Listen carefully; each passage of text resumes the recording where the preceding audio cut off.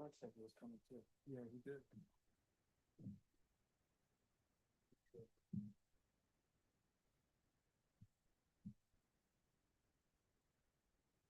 Yeah, not I made the just do the truck.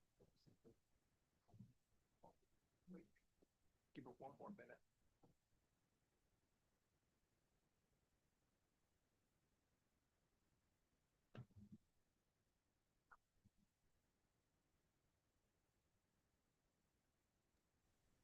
Hey, John, if it's okay with you, I can make just two quick announcements. This is Katie.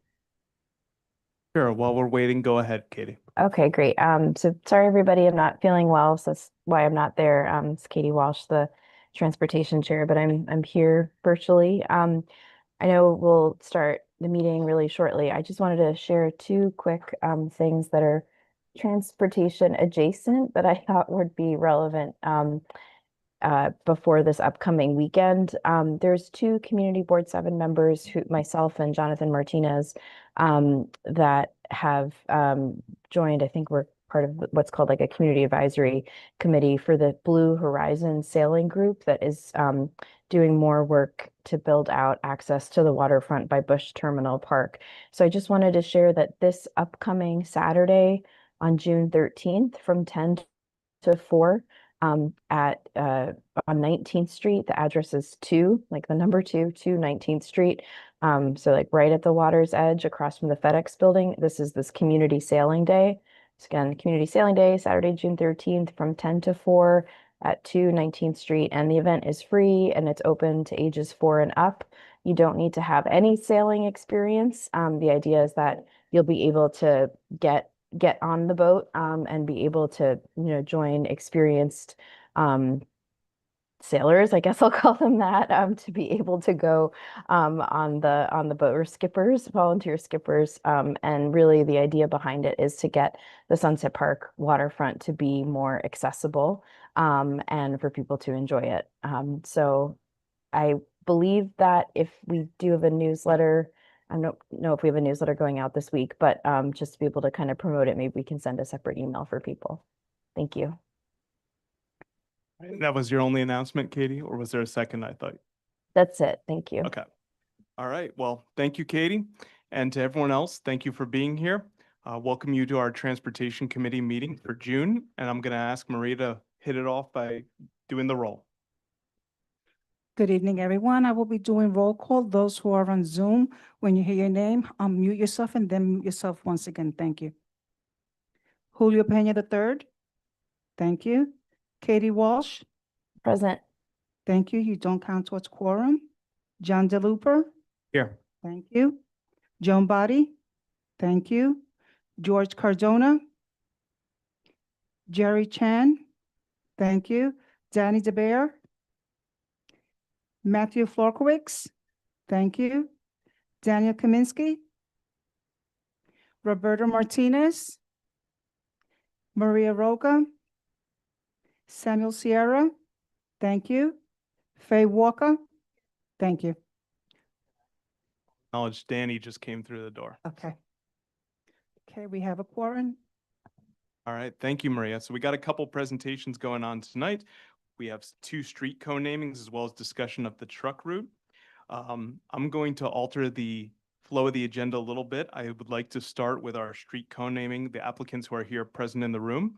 So I'd like you to be able to come up to the front and tell us a little bit about the co-naming. Then we'll go to the one on Zoom, and then we'll talk about the truck redesign. So if I can welcome you up, and please make sure you identify yourselves so we can have that for our minutes.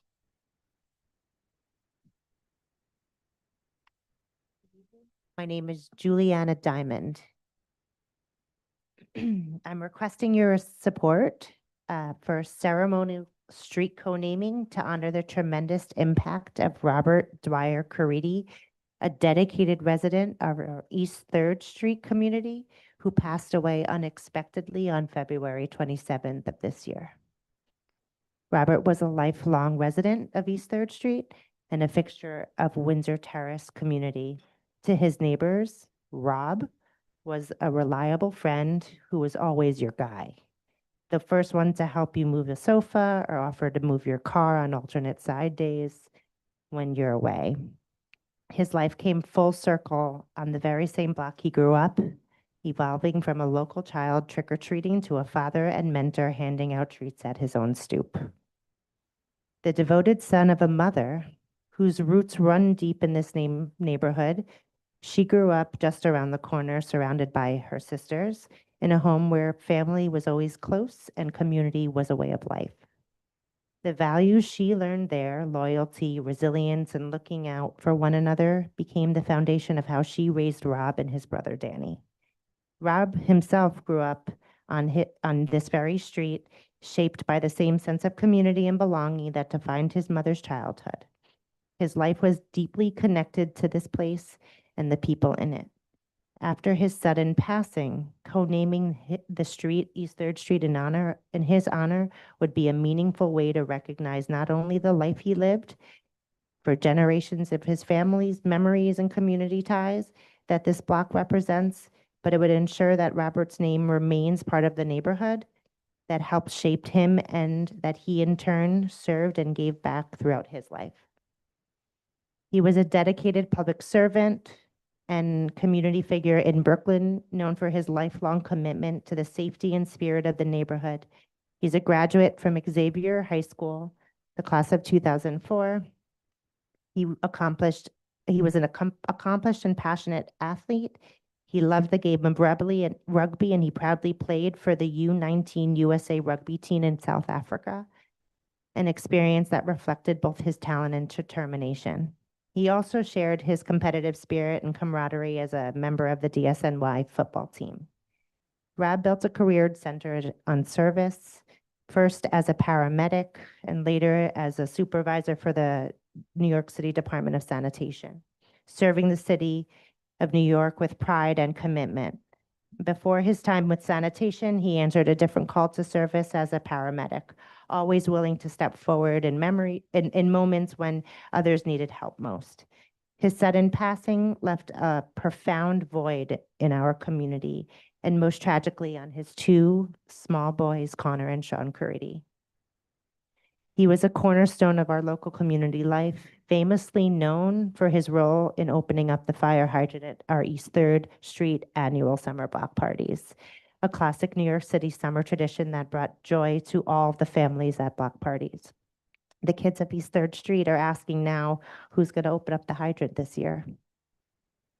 I grew up with Rob on East 3rd Street, and our lives have always been closely connected. From the time we were babies, our families spent a lot of time together, especially because our brothers were best friends. The friendship brought us brought us close together for so many great memories, from long days playing at the block to fun adventures from camping, where we laughed, explored, and made memories, and those memories have stayed close with us for forever. So over the years, we grew up from kids to teenagers to adults, and both dedicated to raise our families back on the block we grew up on and continue to be part of each other's lives. I believe that East 3rd Street between Greenwood Avenue and Vanderbilt Street, where Rob grew up and where he began raising his sons, would be a fitting location to honor his legacy. A co-named street such as Robert Dwyer Caridi Way would serve as a lasting tribute to his service and provide a meaningful place for his children to see their father's contribution recognized. This, I believe, is a fitting way to ensure that Rob's children know how much their dad was loved and appreciated by the community, while also honoring his legacy of service. I believe that co-naming the street in his honor would serve as a lasting tribute to a man who gave so much to our community and ensure his memory remains a blessing for the years to come. On behalf of Robert's family and friends, neighbors, and of the Easter Street community, we thank you for your time and your consideration. I have all of the required documents here in packets for anyone who needs a. Thank you, Juliana. Yes, I want to also mention, thank you for your testimony and thank you for bringing copies of that. I also want to note we have copies in the back as well, so anyone who wants to read more can take a look at that. Before we have committee discussion, I want to see if there's anyone else who wants to weigh in or who wants to make a comment for the street co-naming. Otherwise, I'll turn to board members. Go for it. Just also wanted to note that the board received a letter of support for this co-naming from Assembly Member Robert Carroll, who was also a board member many years ago. Thank you, Julio. Anyone else want to add anything? All right, then in that case, let's turn it over to committee discussion. Any committee discussion on the co-naming in honor of Robert Dwyer Caridi? Am I pronouncing it right? Good. Okay, thank you. Discussion? I can't hear you, Sam. Yes, so I'm looking for a motion to support the co-naming. So I see Sam Sierra supports the motion to support the co-naming for Robert Dwyer Caridi and Faye Walker seconds. Okay. All right, so then in that case, I think we can do this through unanimous consent. So I'm just going to see if there's any objection. Seeing or hearing none, the motion passes with unanimous consent. It'll go to the next meeting, the full board meeting next Wednesday, the 17th. And we'll have updates at that point after that. So thank you both. Thank you. All right. In addition to the co-naming for Robert Dwyer Caridi, we also are going to consider a co-naming for Thomas DeRiso. I believe we have a presenter online. Is that right, Maria? All right, so we're going to get them set up on Zoom. Okay, Sabrina, you can unmute yourself. Okay.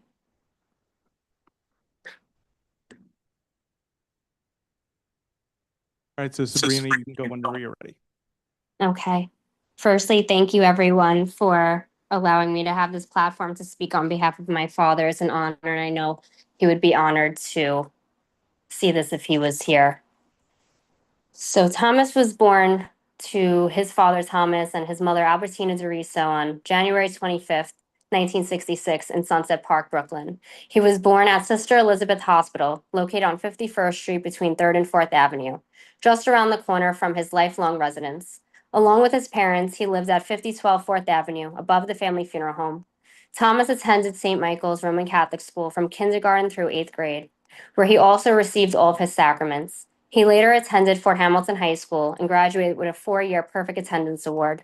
By the time Thomas graduated high school, the family funeral home had closed. His father, who held a license only as a funeral director, was required to hire outside embalmers, which made the cost of services too high for many families. Unable to sustain the business financially, while supporting his wife and 2 children, his father closed the funeral home and sought employment elsewhere. Thomas, however, never lost his connection to Sunset Park. Having lived there his entire life and knowing so many people in the neighborhood, he became determined to revive the family funeral home. His motivation was driven by 2 things: a desire to continue the family legacy and a deep belief that every family deserved dignity and respect during their time of loss. After witnessing services for friends and neighbors at another funeral home in the area, he was deeply saddened by the experience. It strengthened his belief that every decedent, every family should be treated with compassion and dignity, regardless of their financial means. Whether a family spent $20,000 or $2,000, he believed there should never be a difference in the care and respect they received, because grief is the same for everyone. With this mission in mind, Thomas enrolled in the American Academy McAllister Institute in New York City, where he studied mortuary science. He once again graduated with perfect attendance. After completing his residency, he received his license as both a funeral director and an embalmer. While attending school, he met Kathleen DeRiso, my mom, who also became a licensed funeral director and embalmer. After marrying, the couple purchased a home in Marine Park, and I was born. Although Thomas was now supporting his own family, his desire to return to Sunset never faded. When his daughter, May, was just 8 months old, he and my mom took a leap of faith. They gave up their home and jobs and moved back to 5012 4th Avenue to reopen DeRiso Funeral Home. Thomas began with no capital, only the building and a vision. The embalming room was located in the basement, but there was no lift to bring decedents downstairs. Installing a lift meant it would cost $25,000, and that was money him and my mom simply did not have. Instead, they physically carried every decedent up and down those stairs for 2 years until they could afford a lift. From the very first day the funeral home reopened, Thomas established a clear mission to treat every decedent and their family with the same dignity and respect he would expect for his own loved ones, and to never turn anyone away because of their inability to pay. For more than 30 years, Thomas quietly upheld his promise. He provided countless funerals entirely free of charge, and many others at cost when families were struggling. He said, "Even if I only make enough to pay the electric bill this month, it's something." The funeral home grew entirely through word of mouth. Thomas never relied on advertising. Instead, his reputation for compassion, integrity, and excellence spread throughout the community. He worked 7 days a week and was on call 24 hours a day. Without staff for many years, Thomas personally answered calls, went to hospitals and homes to bring decedents into his care, embalmed them himself, prepared them for services, oversaw visitations late into the evening, cleaned the funeral home and bathrooms, and swept the sidewalk every day. He was also a constant presence outside the funeral home, greeting neighbors and passing by with kindness. His conversations always ended with sincere "God bless you." The community recognized that Thomas's kindness was genuine. He worked tirelessly to ease the burden of grief for families, ensuring that every service was dignified, beautiful, and handled with care. He gave every family the same level of attention and respect that one might expect from the most prestigious funeral homes, yet he did so simply to earn a modest living while serving his neighbors. After 30 years of working nearly every day without rest, Thomas eventually stepped back in late 2019 because the physical demands had become too great. The funeral home business was sold to a former classmate, though Thomas retained ownership of the building, which remains his home. Only months later, the COVID-19 pandemic struck New York City, with funeral homes overwhelmed and many unable to accept additional families. I stepped in to help manage operations, and that's when I called my father. The situation became extremely overwhelming, and I needed his help because there was no one better. And once again, he answered the call. During the height of the pandemic, he oversaw more than 100 funerals per month, an extraordinary number. Even when viewings were restricted, he made sure immediate family members were allowed to privately say goodbye to their loved ones because he believed that closure was essential, turning no one away. When other funeral homes, due to lack of space, were forced to store decedents in rental trucks, Thomas could not bring himself to do anything he felt compromised their dignity. With the help of myself, DeRiso Funeral Home secured a refrigerator, tractor trailer with the individual compartments from the Department of Homeland Security, the only one serving the Sunset Park community at the time, ensuring every decedent was treated with respect they deserve. And ultimately, we learned we were the only funeral home in the United States of America that was given that treatment because we were the only ones who had asked. Even after the crisis passed, Thomas remained involved with the funeral home. Although technically semi-retired, he continued to help direct services whenever he could. He realized that serving his community was simply part of who he was. On the morning of July 5th, 2024, at the age of 58, Thomas passed away suddenly and without warning from an aneurysm. His services were held at the funeral home. He had devoted his life to rebuilding, and his funeral mass took place at his parish, St. Michael's Church. Hundreds of community members came to pay their respects. Many shared their stories of how he had helped them during their most difficult moments or how much they appreciated the simple kindness of a conversation with him outside the funeral home. Many also remembered what a gentleman he was. If a woman approached the door, Thomas would always rush to open it for her every single time. Thomas loved Sunset Park, and he loved serving his people. He dedicated his entire life to supporting families in their most difficult moments and ensuring that everyone in the community was treated with compassion, dignity, and respect. For decades, he was more than a funeral director. He was a trusted neighbor, a compassionate caretaker, and a pillar of the Sunset Park community. Naming a street in honor of Thomas Joseph DeRiso would recognize a lifetime of selfless service and ensure that his legacy of compassion and dedication to Sunset Park is remembered for generations to come. I thank you all for listening. Thank you, Sabrina. With that, I want to see if there's anyone in the room who also has anything they want to add, or anyone online. Pat, okay, so I recognize Pat Ruiz. Hi, good evening, Mr. Risso. My condolences. That was a tremendous loss to your family and to the community. I echo and agree to everything that you said about your dad. And this should be a complete yes from the entire board, my opinion. Thank you. Thank you. Thanks, Pat. Anyone else? Xiomara? I just want to say that being part of the community, you know, Tommy was always there for everyone. He always looked out and he was always there for everyone that needed help. And he tried to go above and beyond and always did with him and his family to help the community out. So yes. Thank you. Any other comments? All right. In that case, I'm looking to see if there's a motion on the floor to support the Motion. co-naming. So I saw George first and then Pat seconded. Oh, Jerry? Oh, yeah, okay. Hold on 1 second. Let's go to Jerry for a question.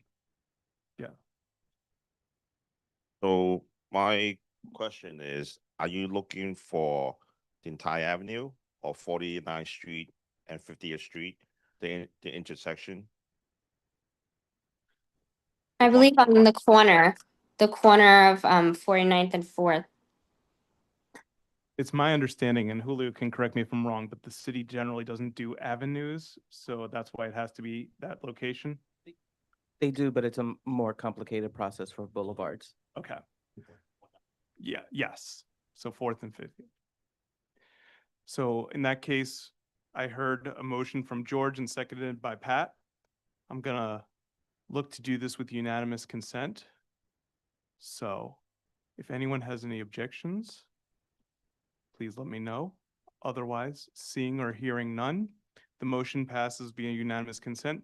This will also go to the next meeting on next Wednesday, the full board meeting. At that point, it will be considered by the full board. After that, then it goes through the rest of the street co-naming process. But I thank you, Sabrina, for bringing that up. And I thank everyone who had comments here today. Moving on from this, we also have a truck route agenda item today. And I believe we have Edward online, Edward Cerna from Councilmember Aviles' office.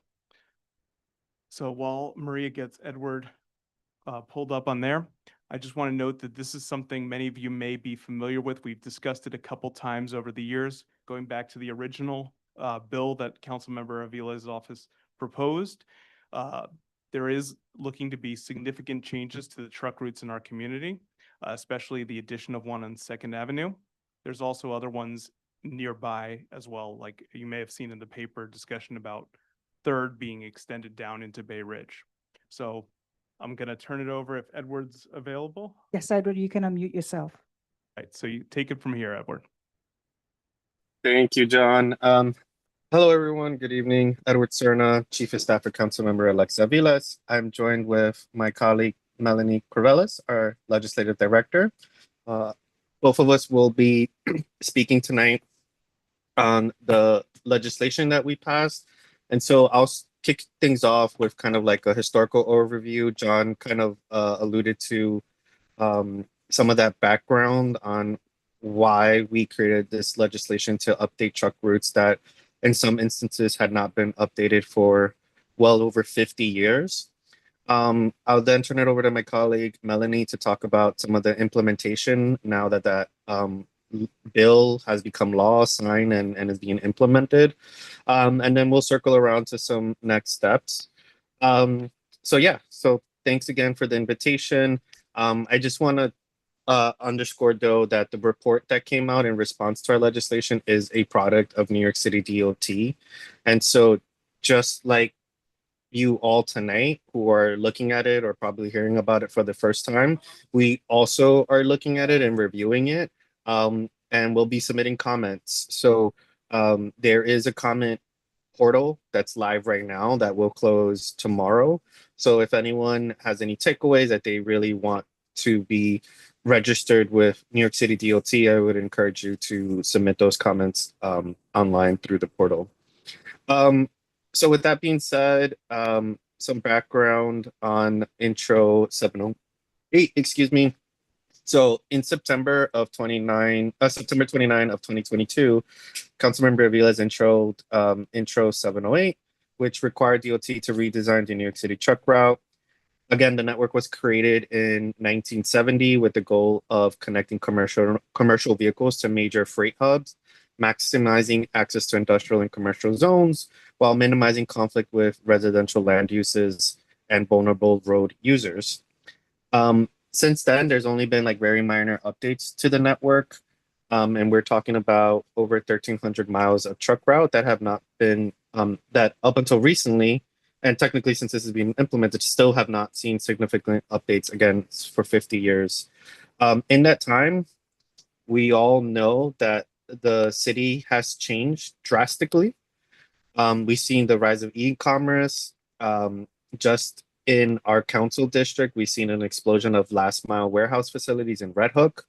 There was one on the onset of the COVID pandemic that was going to be brought online into Sunset Park, and I think that's still up in the air, but again, could potentially extend to Sunset Park, these last mile facilities. We've seen delivery infrastructure kind of expand. We have DoorDash, Uber Eats, all as many of you know, just like an explosion of uses on the roads with trucks. And so this introduction was meant to be just one tool in this entire universe. As this board knows, we've worked hand in hand on these issues. We've talked about blue highways, changing the supply of trucks to maybe switch to like electric vehicles. We've been doing work on indirect source rule. And again, advocating for comprehensive redesigns of our streets to include road diets, bike lanes, etc. So in December 18th of 2023, the bill passed and it became local law 171. And I have provided the language of that final bill to the board. And so I don't know if it was made available on entry, but you can all review that language to see exactly what we called on DOT to kind of report on. I am gonna, at this point, turn it over to my colleague, Melanie, who again is gonna now talk about some of the changes, including some that impact the district and including some of our positions, initial positions and reactions to the proposed truck routes in the report. I will just say one thing that, again, this is not a product of DOT. And in some instances, it is our opinion that DOT is only codifying what we know is materially happening insofar as the flow of trucks and what are technically unofficial truck routes. For instance, alongside New Trick Avenue, which again, my colleague Melanie would go into. And so again, this is just the start of a conversation. We think that there's some shortcomings of the report. But again, I think the key thing is for folks to make their comments be heard.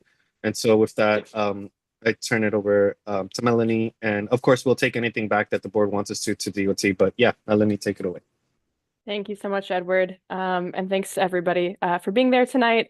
I know I haven't had a chance to meet all of you yet. My name is Melanie Corvellis. I am the council member's new senior policy director. So looking forward to working with a lot of you. I know some of you in the room, some are some new folks. So looking forward to tonight and also just getting to know each other over the course of my time in the office.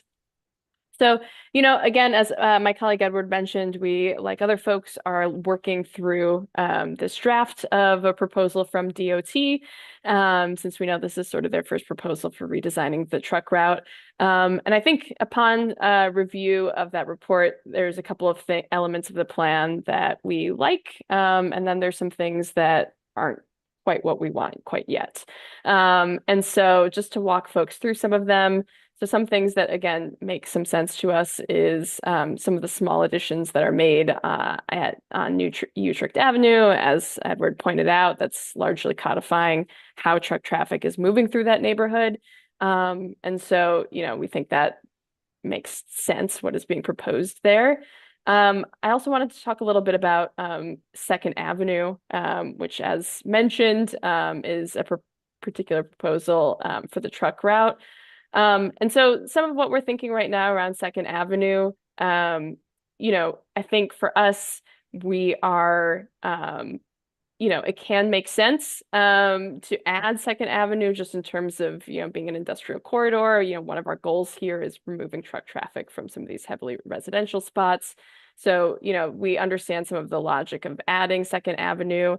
I think for us, part of our concern here is if we add Second Avenue and maintain Third Avenue as a truck route, which is currently what is being proposed in the DOT plan. We think that it doesn't make sense to have two parallel truck routes. And so I think if they are going to move on Second Avenue being a truck route, our preference is that there's a removal of Third Avenue as well. Again, just to make sure that we're not creating redundancies that don't really make sense. Something else I wanted to flag for Second Avenue is getting clarity from the Department of Transportation around how this plan includes the Greenway, since we know there's proposed increases to the Greenway around the portion of Second Avenue that could be made into a truck route according to DOT. And so again, we want to create conditions where it is safe for cyclists. We do not want any changes to the truck route to mean that there are trucks and cyclists in the same point. So we want to make sure that the area of the Greenway continues and that cyclists are not being routed into truck traffic. So that's going to be an emphasis for us, as well as the fact that less relevant for the folks here, but just so you know, district-wide, we didn't see Red Hook really being taken on, which is a problem just given the real rise of last mile facilities that we're seeing in Red Hook. There's been data that shows about 1 in 5 vehicles in Red Hook at this point is a delivery truck or delivery van.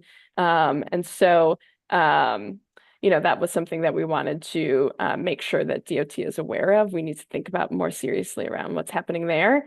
And then in general, we think that there's, a lot more room to detail what's going on with street safety infrastructure here, right? There's talk about where some of these routes may be added to the overall network, but we're not seeing a ton around, what's going to be happening with crosswalks or other, sort of street safety infrastructure. And so we think that there's a lot more that could be done around, how the DOT is thinking about if you're expanding some of the truck routes, what are some of the things that you're doing to improve safety? They do get some mention in the report, but they're not really made granular. And we think that we would like to see more of that. Same thing around enforcement. There's some reporting in the DOT report that talks about the role of enforcement, showing the sort of, staggered ways that enforcement has been handled in Brooklyn and citywide. There's some mention of the new DOT Office of Sustainable Delivery and how they will be incorporated into enforcement, but we're not seeing, what kind of staffing that will require, when exactly will they be able to do that ticketing, like a lot more details around that. And so I think that those are two elements that we would really like a lot more details on with regards to the report. So just wanted to walk through some of those. Edward, is there anything that I didn't name here that you would want to add in? No, thank you, Mel. I think it's a good segue into like what comes next. As I'll reiterate again, there's an open comment period that ends today. That ends tomorrow, right? Sorry, excuse me. Yes, ends tomorrow. My apologies. Ends tomorrow. And John, I know you mentioned like Bay Ridge and CB10. While we here have not taken a position on that because it's a different council district, I think what I would just add to the comments that Melanie said is that, for instance, there was a Streets blog article out there that said, oh, we're adding more miles onto the network. And when someone reads a headline like that, it's reasonable to understand why, as a pedestrian, as a cyclist, many of you know, I have a baby as like somebody who has an infant and is walking around with a stroller. That could sound alarming, but I think another way to look at it is not just on how many miles are added, but really digging in and to see like where are those miles. And in some instances in other places of the city, there's been removal of truck routes on what are now like heavily residential neighborhoods. And in other areas, they've been kind of moved onto highways. So if you look at the report and you look at JFK, there's a whole like strip of truck route that's been added there. But again, it's largely on the highway. So I would encourage everyone to really like dig in, and I know there's not a lot of time, but to dig in, look at like where the placements are. Because that's how you'll really see the picture. And then I'll just underscore kind of what Melanie said about the lack of details on the two, like what I would say are like fundamental pillars of like having an effective truck route, and that's the enforcement and the investments. The report has some logic as to why the routes were like proposed the way they were proposed, but we want to see the same kind of outline and commitment as to what DOT and the city is going to invest in and do on enforcement in order to make those truck routes effective. Because as we see it, you're trying to get communities to buy a bill of sale when really key elements that make these routes functional have not been fleshed out as we would like them. So for instance, again, just hypotheticals, like if you're going to do new trick, are you going to do signage? Are you going to do daylighting? Are you going to do investments on lights underneath the, like what is that, the D line that runs along there, and there's like a whole like structure above the road there. For us on Second Avenue, are you going to take off Third? And I think I saw somebody in the comments that said, oh, what about Fourth Avenue? So again, those are the considerations that we want to see and acknowledge that there are shortcomings in the report. So next up, for insofar as next steps, we are going to submit comments to New York City DOT on this. I believe the implementation has it scheduled so that some of like the work around signage and painting and all is supposed to start in September. But again, it's we hope that there's more time taken here. And so we have reached out to New York City DOT to try to extend the implementation because, again, there are communities who, even though the report has been out since July, you know, because it's getting implemented finally, it's kind of like college now where you're trying to do a term paper in one night. And that's reasonable. So again, we're asking them to give us more time. Thus far, they have said no, but there's still more implementation left to be done.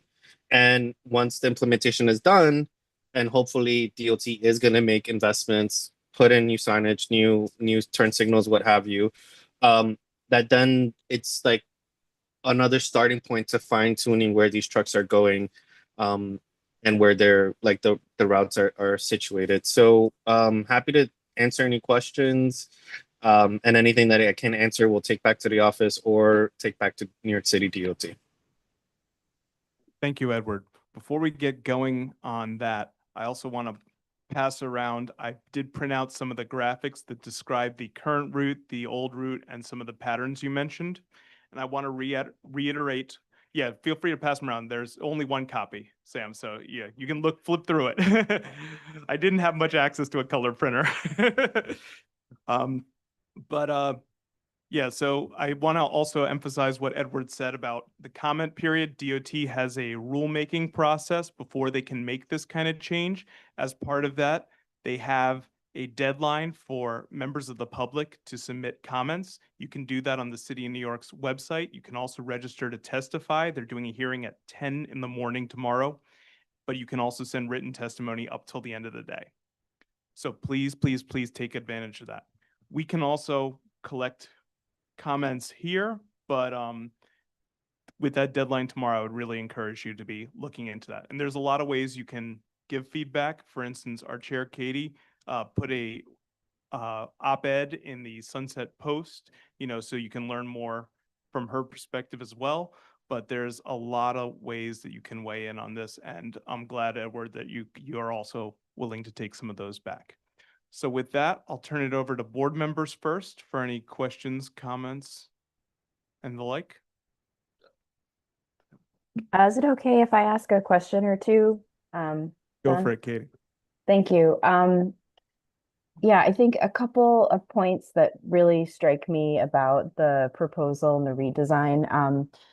And I, yeah, did put some thoughts down in the op-ed in the Sunset Post, but just to say, I'm very concerned about the implications for NYU on Second Avenue and what that could mean and whether or not they were consulted. I know that there's been moments in the past where DOT has talked about doing one-ways on First and Second Avenue, and NYU in particular has, been vocal, but just the implications again for what it means to add a truck route there.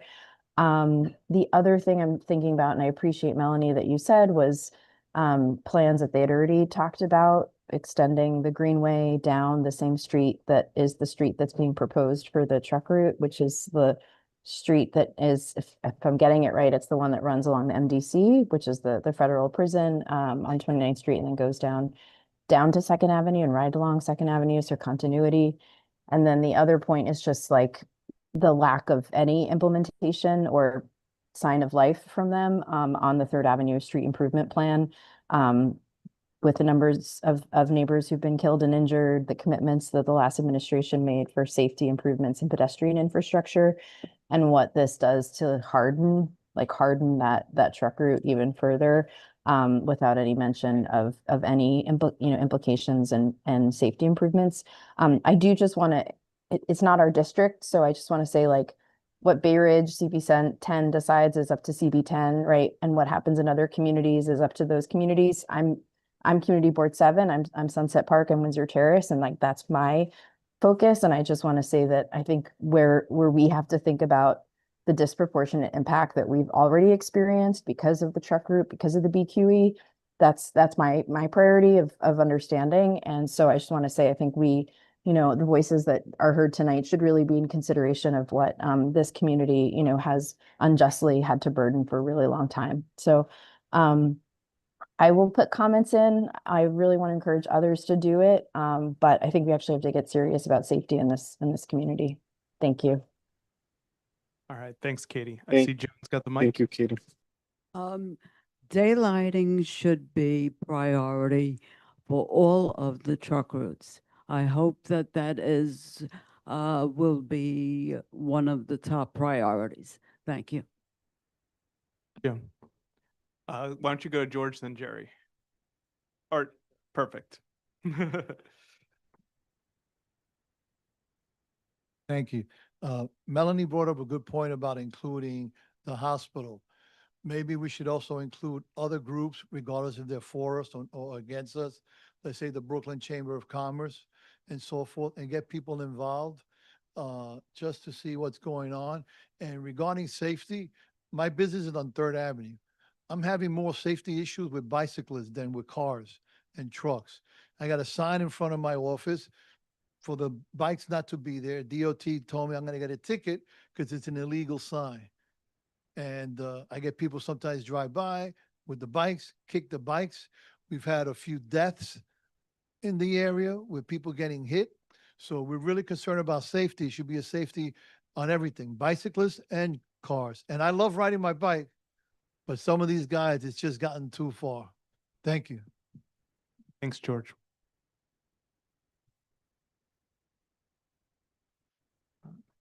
W- 2 points. One question is, why are they keeping Third Ave if they are adding Second Ave as a truck route? What's the logic there? And who will, like, what trucks going down Third Ave will change their route to go to Second Ave if they have to go out of the way, if they go over a block and then back over a block if they're continuing south?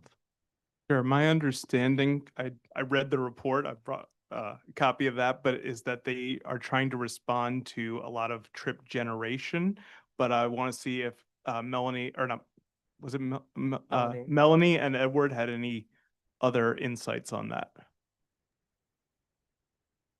I'll field that one. No, we don't have any additional insights. Our position now and this is all a hypothetical, right? Is that if we were to do if New York City DOT were to do something on Third Avenue, um, it would make sense to have like Second Avenue there to be like what's left over. So again, just to reiterate the council member's position, she doesn't think having two parallel truck routes makes the most sense. Again, if you have Second Avenue as an off ramp, and you take Third off, it can open up a whole realm of possibilities on how we can improve Third Avenue. But again, that's just a hypothetical, and we can certainly ask DOT to that more concretely. Great. And my second question is more of a comment, is that I look at the enforcement numbers in the report, and they have gone way, way, way down over the last 10 years. And so if we are hoping to actually keep these, keep trucks on the route, I think we also need to engage the police department and work with them to figure out how they can better enforce these routes and increase their ticketing so we can actually keep the trucks where they're supposed to be.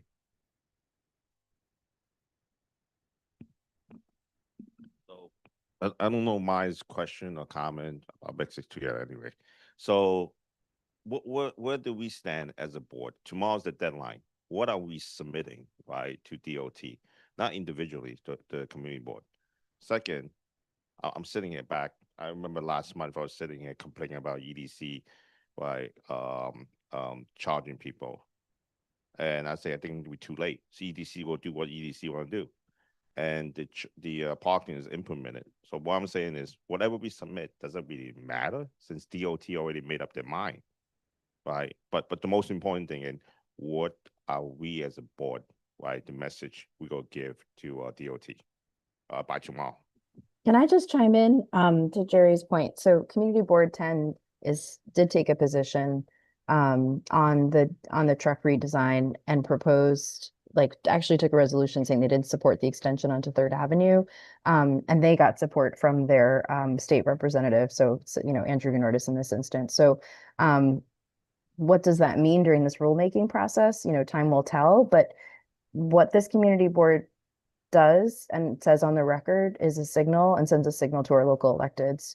And so it's important to show up and make sure. I mean, I think it's important that Melanie and Edward are here from the council member's office, but we were also contacted by Gnortis's office. We were contacted by the Brooklyn Borough president. So just to say what we do here matters.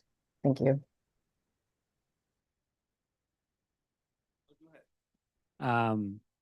So I think for me, you asked kind of like what are we going on the record saying?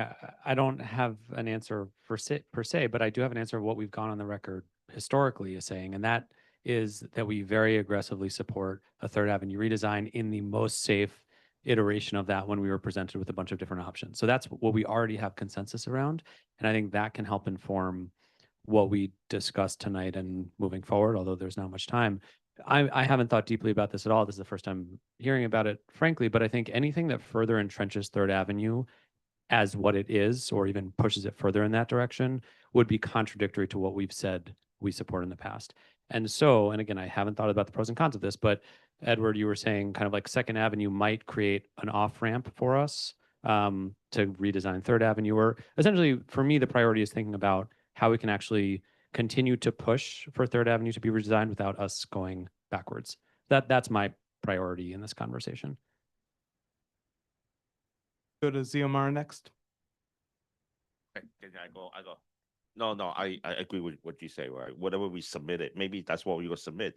Hey, look at our proposal, what we spend many hours talking, right? Not on the next game tonight, talking about it. Why don't you look at that again, right? Because that's where we stand.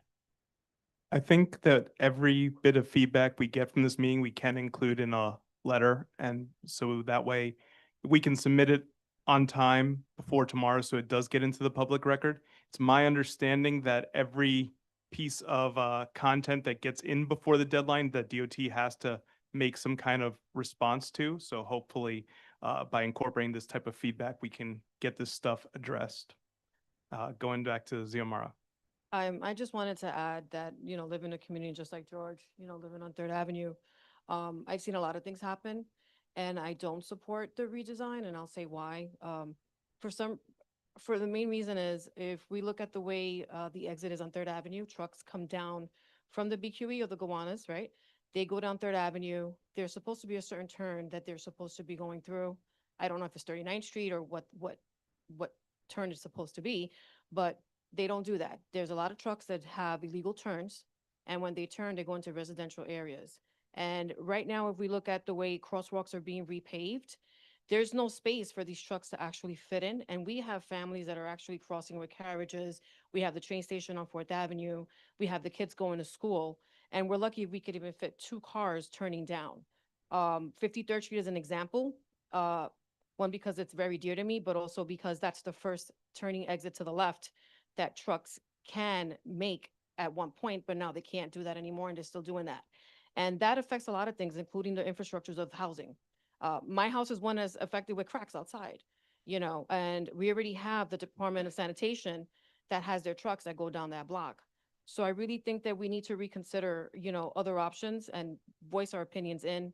I don't think it's too late. I think the more the merrier, if everybody supports this and supports each other. And also we have to consider the poor equality that we already have in this area with a lot of construction and congestion. That's basically what I just wanted to add to this. And I think this is really huge. I do know that, and it's true, just like Kitty said, NYU is there. We have ambulances that are there on 56th and 55th Street. But if NYU can collaborate and maybe, put into it maybe First Avenue, where they can allocate their maybe emergency services center. I mean, where there's a will, there's a way if everybody works together. But I really think that we really need to consider Third Avenue is not safe at all. There are a lot of children and families that do go through those crosswalks there. And there's a lot of trucks that don't want to follow the rules. And there's a lot of trucks that have no choice but to turn. And that's why you see a lot of, unfortunately, that there could be fatalities that have happened in the past. And also cars that are being smashed through their corners because the trucks are stuck and they can't go through. And one thing I definitely do agree with is we need more enforcement support on this. The 7-2 precinct really needs to get involved in having more stronger citations against these truck drivers who are actually doing these illegal turns and not following the rules. Thank you. Let's do. John, can I respond, or just add on to something Sharmara said and just as a point of clarity? Go for it, Edward. And then Maria, I want to check if there's anyone online also who has board members. No. Not yet. Okay. All right. So yeah, let's do Edward, you, and then I think Sam had a question. Thank you. Just as a point of clarity, so Third Avenue is a truck route. So if you look at the report, it's leaving that untouched. And then in addition to that, it's adding this new designation for Second Avenue. So when, just to be clear so that, what I'm hearing is folks saying Third Avenue is a problem. But if you say not to Second Avenue, we're kind of saying, or not we, but, I used to be a board member, so sorry. But the implication there is that we leave the status quo. And again, just to draw a parallel, and I hear what Katie said about other communities. Remember, traffic doesn't slow down or just like end or start in our district. It's very much connected along the whole corridor.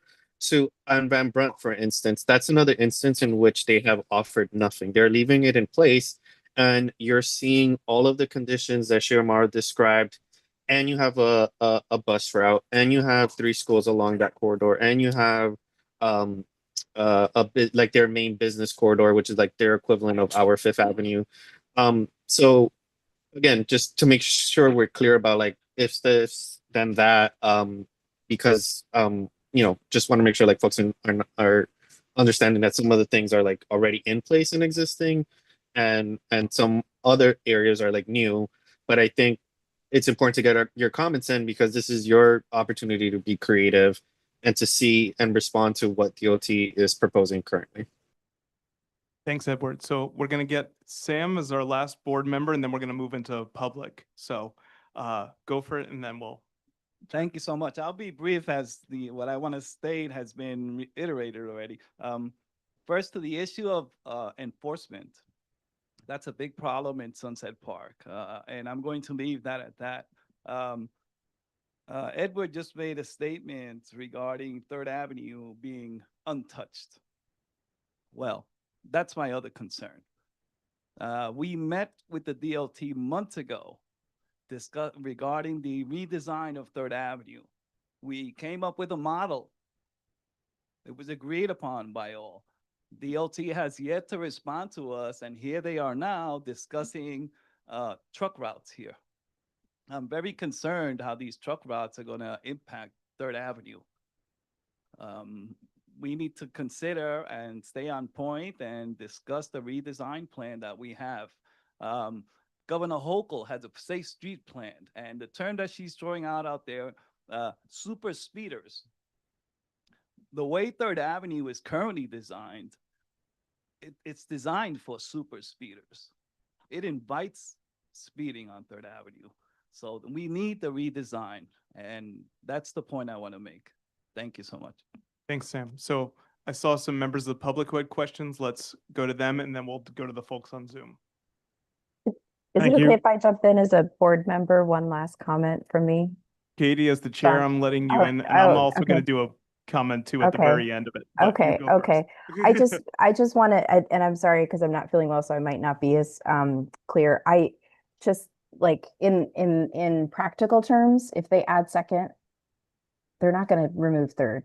I mean, in the New York City I live in with the DOT that we have functionally, we will have 2 truck lanes inevitably. So I just want to be really clear what everyone is saying. That is my understanding. That is my interpretation of the report. I don't work for DOT, but I don't think there's a world in which, so I think I would invite us to scrutinize this and look at it really carefully and say, do we support an additional, the world that's been presented to us is, let's take it at face value. It's an addition of a truck route on Second Avenue, not, will they also reduce third? Will they also improve third? That's not what this conversation is. What's in the report is an addition of Second Avenue. So I think we have an opportunity to take a position on that, right, on Second Avenue.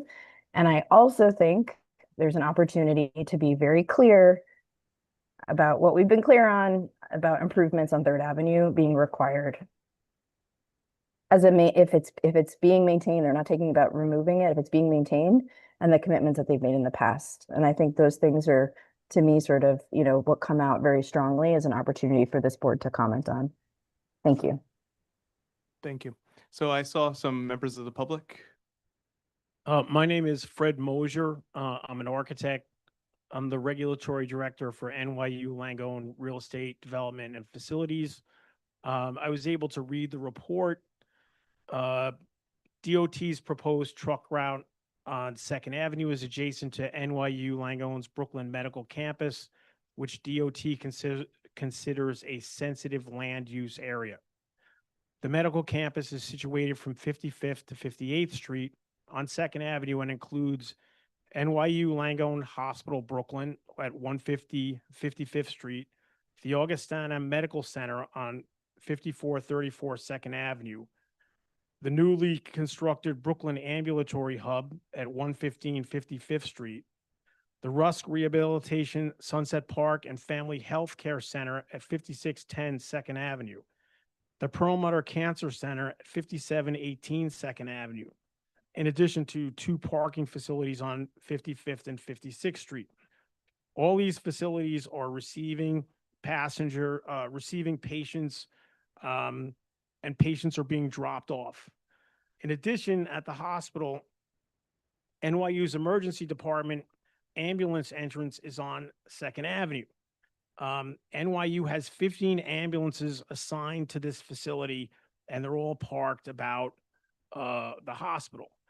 In addition, NYU Brooklyn is part of the city's 911 system, and ambulances are dispatched to NYU Brooklyn.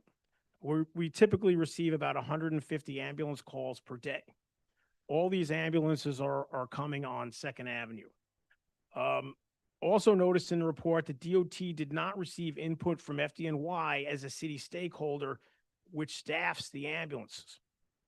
DOT identified Second Avenue as a geometric constraint, and that is a narrow roadway including 1 traffic lane and 1 parking lane in each direction north from 63rd Street. It is not clear how DOT plans to address the geometric constraint to make it a truck route. In addition, NYU has hundreds of staff and patients arriving from and departing to the 4th Avenue subway, the D, the N, and the R. Staff and patients crossing the proposed 2nd Avenue truck route is a safety conflict. Thank you. Is there any other members of the public in the room who have feedback? If not, Maria, I know you said there's some folks online. Yes, Kevin McCall, you can unmute yourself.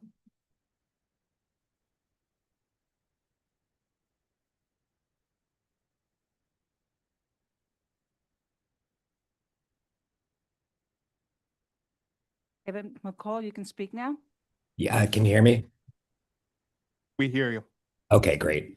So I just want to add that I know the immediate thought is the number of lanes and the crossings on Third Ave, but of course, there is the number of schools, playgrounds, and homes that are adjacent to Third Ave, and we need to be reducing the air pollution and fine particulate matter that, affect our children's health.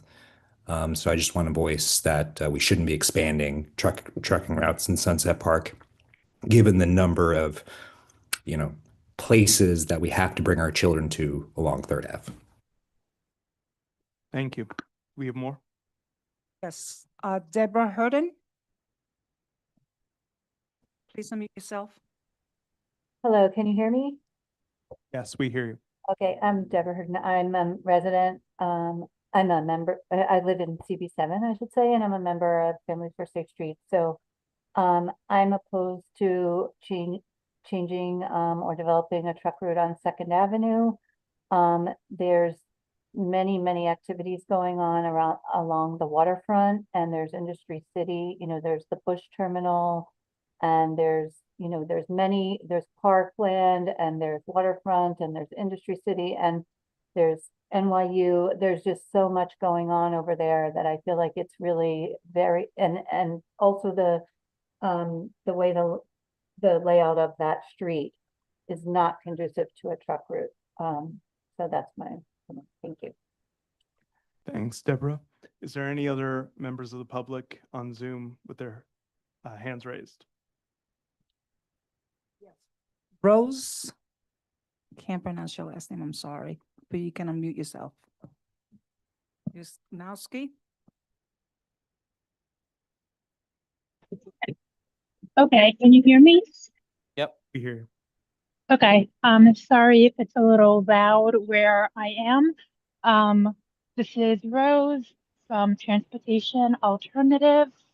I do not live in Community Board 7, though I know some of you. I'm the Brooklyn organizer at TA. I just want to, kind of be a little realistic.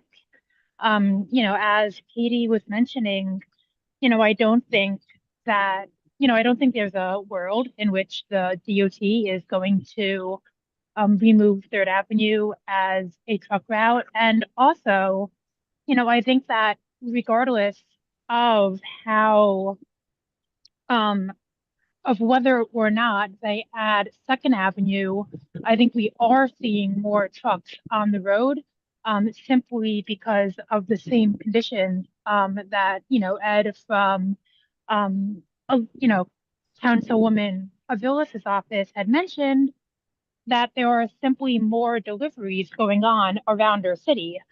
And until we get more blue highway routes, until we get a better system to, move truck deliveries to electric bikes and other modes of transit, we are going to continue seeing more trucks. So I think that it's more, if we want to be effective, then it's less, I think the most effective thing we can do is to talk about the improvements we can make on truck routes to make sure they're as safe as can be, to make sure we're doing everything we can do to reduce noise pollution, air pollution, to remove the threat of pedestrian violence and of other crashes. And so, yes, that involves daylighting, that involves a road diet on 3rd Avenue. I think that if the DOT is engaging in this wholesale look at our truck network, then along with that look at the truck route network, they should also not just be putting lines on a map, but looking at each corridor and saying, what can we do to make this corridor that is probably already unsafe because there are trucks using it, what can we do to make it safer for people who live in that community? And so I think that would probably be like the best use of any voice that we have, but that's just my opinion. Thank you, Rose. So hearing all this conversation, I'm hearing a lot of people who have a lot of concerns about this. I myself have concerns, especially about the one with the schools. For instance, in CB10, they've already been offered a draft mitigation plan for this, and we have not seen anything on our end. Their school is going to get, one of those new schools there is going to get concrete curb extensions where we have an intersection with 4 schools that DOT never returned to talk about how it was going to be fixed. I also want to say that on Second Avenue, a lot of the streets do not have crosswalks, yet they are very busy. People are crossing regardless, and so they do need that kind of daylighting, in my opinion. And I also think that there's a larger issue of DOT neglect. For instance, around this time last year, they came here to talk to us about a project at 65th Street, which they still have not fully finished. And they don't fix things that break. For instance, from 59th Street to 63rd, all the lights under the highway have been out since January. So I think that DOT is not being proactive in the way they should be, especially since their truck route says that they recognize that certain streets are less conducive to truck traffic, and they have a goal to reduce the burden of truck traffic on residential neighborhoods while possible. So with that in mind, I want to check, because I liked what you said, Jerry, about the taking a position. I want to ask Julio as our chair for procedural questions, in that I know that the deadline is tomorrow. So if we were to take a position, it could go in tomorrow as the committee's position. Is that right? And then the second question was, if we did take a position, it went in tomorrow, then at the full board meeting, we could consider it, and then we could still send a letter, even though this public comment is closed? Yes, procedurally, we can, if assuming the intent of the committee is to take a position, we can send that draft tentative position as testimony tomorrow, with the caveat that it still needs to be approved by the full board and it is subject to change. And then after June 17th, we take a position and vote on it from a board, we can send a secondary letter with our final position. All right, thank you, Julio. So with that, I would like to move to send a letter to the Department of Transportation expressing our concerns about this truck route these truck route changes, and including all the feedback that we've mentioned here tonight that can be included in our testimony. Is that a second, Dan, or is that a discussion? I second. We still have a quorum, yeah. Thank you, Jay. And just to note for the record, it has been seconded by Pat. Seconded by Pat, okay. Now we can entertain discussion. I have Was that Pat? I couldn't hear you. No, it was Katie. I Sorry. had a friendly, I don't know if it's a friendly amendment, but so just to say, I'm going to put in the chat for people to see like quite explicitly what Bay Ridge received as a presentation on like all the mitigation that they would get. And just to say, like, DOT did not come to us to talk about any mitigation plans, anything that they would do on existing on 3rd or on 2nd Avenue, whereas they got CB10, Bay Ridge got a whole presentation of all the improvements. This is just what you heard. They flat out said no anyway, but I just want to be clear, like, again, the positioning that Sunset Park finds itself in, CB7 in particular. My friendly amendment, if it's an amendment that's needed, is just to say, I think we should be very clear that we do not support an extension on 2nd Avenue, and that we're very clear that just like Bay Ridge got, that we should be clear that the 3rd Avenue street improvement plan design that we want, that we had gotten a presentation on, would be implemented. that would be the proposal for the letter. Thanks, Katie. I accept the amendment. So now discussion on the motion.